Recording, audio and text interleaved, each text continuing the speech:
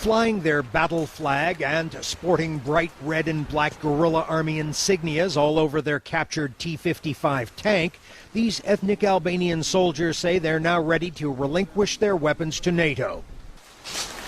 Not to be turned over just yet, however, are the Macedonian prisoners the guerrillas hold. There are more than 20 according to the International Red Cross. These 3 say they just turned down the wrong road in June and were captured. Guerrillas suspected them of spying. They say they've been treated well and have been promised no harm will come to them. They're saying it's just about over and things straighten up, no problem, and go home. Meanwhile, in Skopje, Macedonian politicians argued with NATO over the numbers of weapons NATO will be collecting from guerrillas. Prime Minister Ljupčo Georgievski said the NATO estimates are ridiculously low. He says the guerrillas have 80,000 weapons and that NATO's weapons calculations will only lead to war. That has not been presented as the official response to NATO from the government.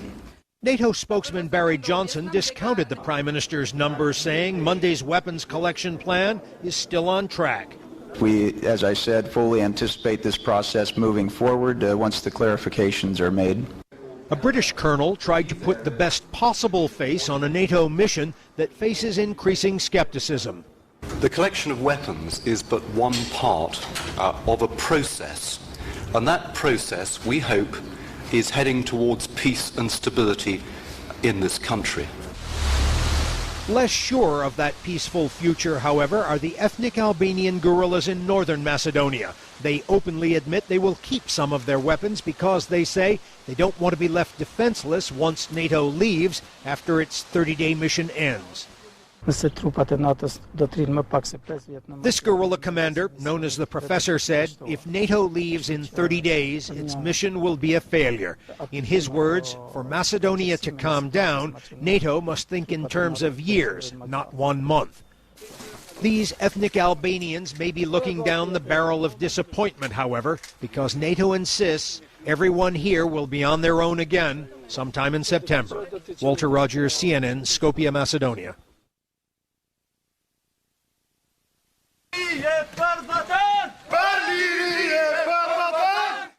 Ethnic Albanian guerrillas shout for freedom and country.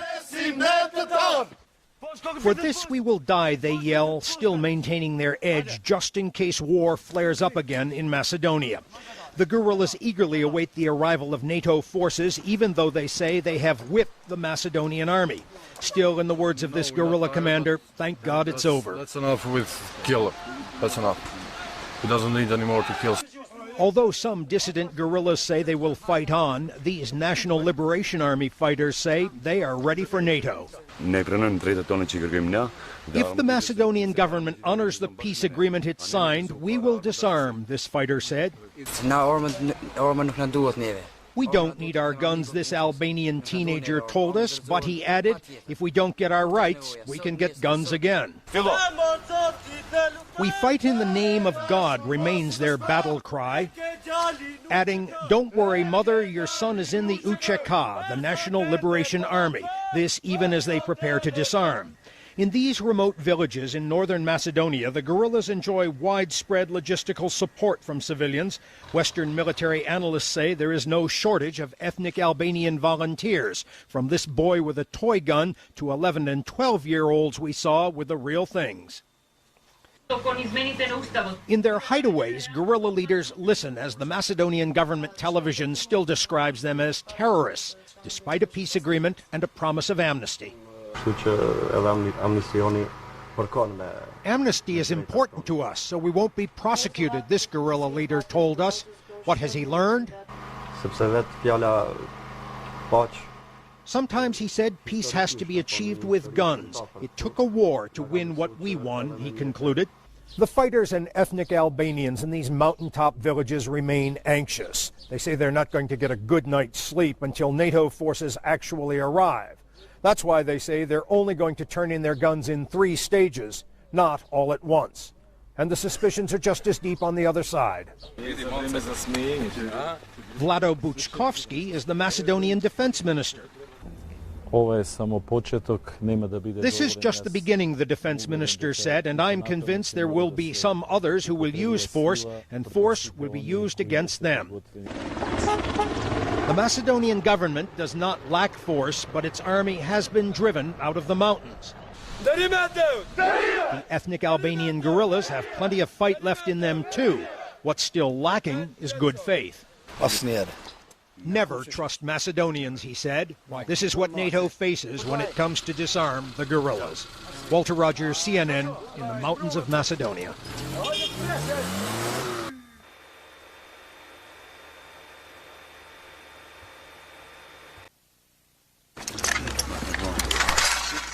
Ethnic Albanian guerrillas strip weapons they know they must now give up in exchange for amnesty. You were fantastic, their commander told them, this after their 6-month insurgency against the Macedonian army. Then he announced their unit is disbanded and they should all go home.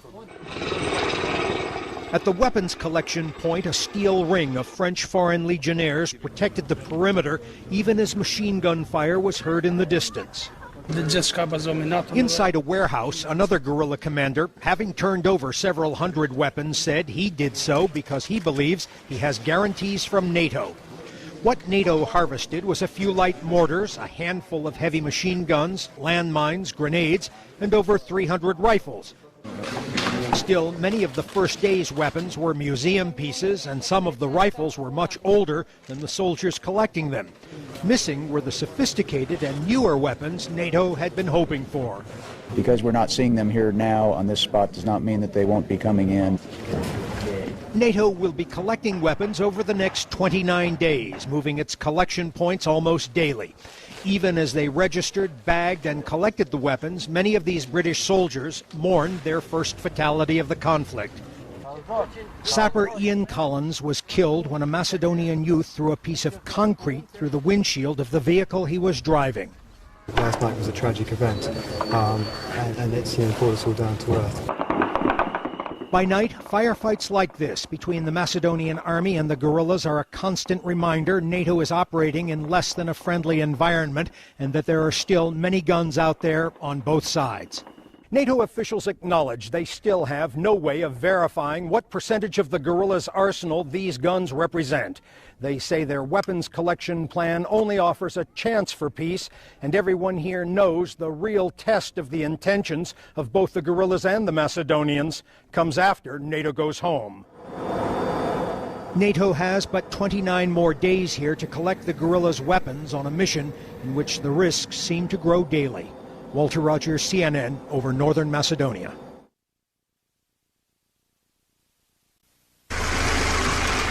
A NATO soldier salutes an ethnic Albanian farmer's tractor, testifying to a more relaxed atmosphere as NATO's weapons collection moves ahead. And I have talked with your officer. The guerrillas banter easily with those come to take their guns. The ethnic Albanian fighters continue to disband in front of television cameras, but they are extremely pessimistic. This guerrilla said, "I don't believe the Macedonians have anything good in store for us, otherwise they would have treated us better before this." The weapons being surrendered ranged from ancient carbines to newer assault rifles. This guerrilla was sporting a modern anti-tank rocket launcher. And a British officer said the guerrillas here even turned in some smaller shoulder-fired anti-aircraft missiles. The weapons will be bagged, tagged, put into the containers and flown out to a destruction point at Krivlak with the Greek battle group. This NATO collection point was in an unfinished house in the mountains above Tjetjevo, a guerrilla stronghold. In the valley below, Macedonians, Orthodox Christian pilgrims, tested NATO's truce in their own way, lighting candles and praying in the rubble of the ancient monastery the guerrillas recently destroyed. It's a catastrophe, this Macedonian woman said. I pray it can be repaired.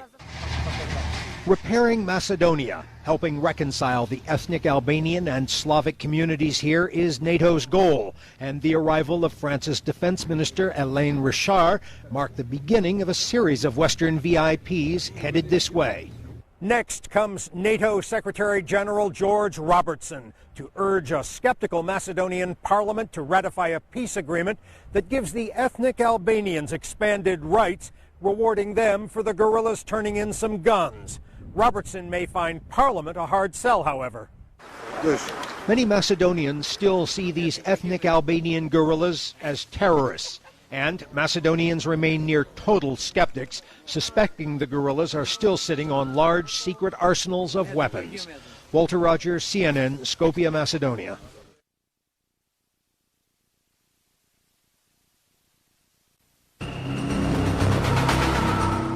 This is not a Hollywood action movie.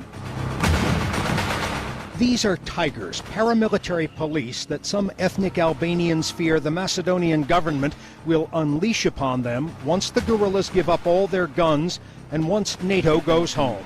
The units are not Macedonian army, but serve under the Minister of Interior, Ljubša Boškovski, a political hardliner.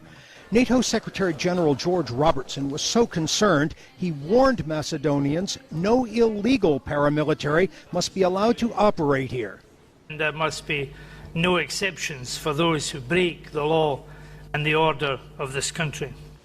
Boškovski has dismissed NATO's weapons collection program in Macedonia as symbolic.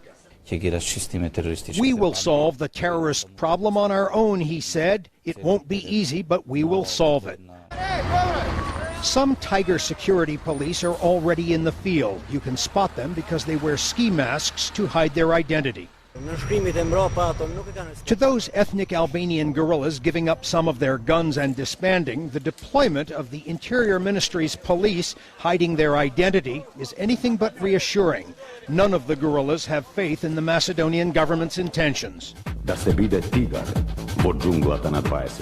To be a tiger in the jungle of the 21st century is to be a survivor, a winner, is the message of the Macedonian security recruiting video, broadcast in a country where NATO talks of building trust and peace.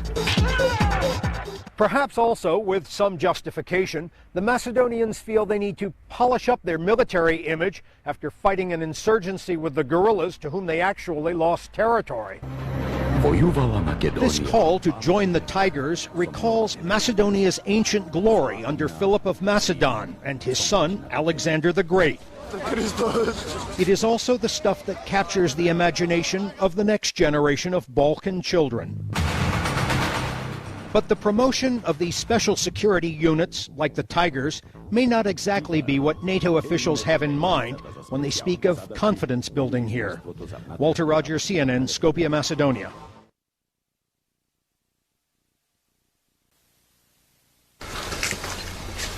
A Macedonian man and his son-in-law inspect the home they abandoned at Lejšak after ethnic Albanian guerrillas overran the area a month ago.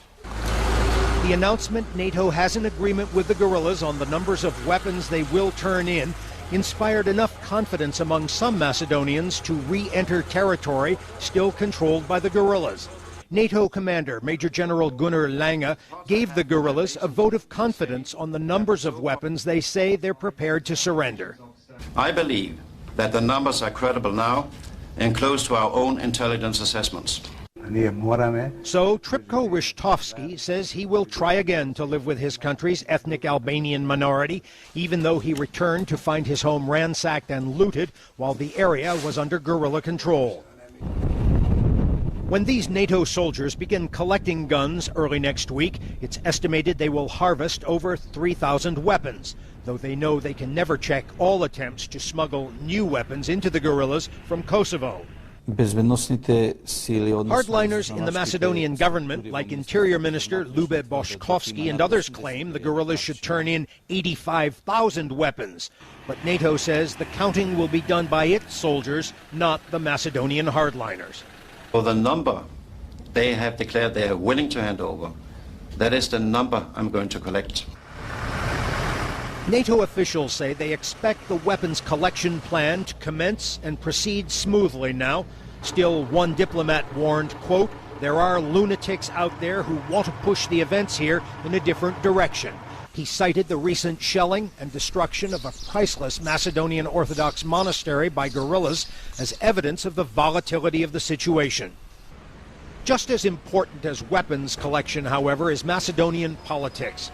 Next Friday, Parliament convenes to decide if the ethnic Albanian guerrillas have turned in enough weapons to proceed with political reforms addressing ethnic Albanian grievances. A two-thirds majority will be necessary to pass the reforms. And one Western official here said that vote a week from now will decide if there's going to be peace or war. Walter Rogers, CNN, Skopje, Macedonia.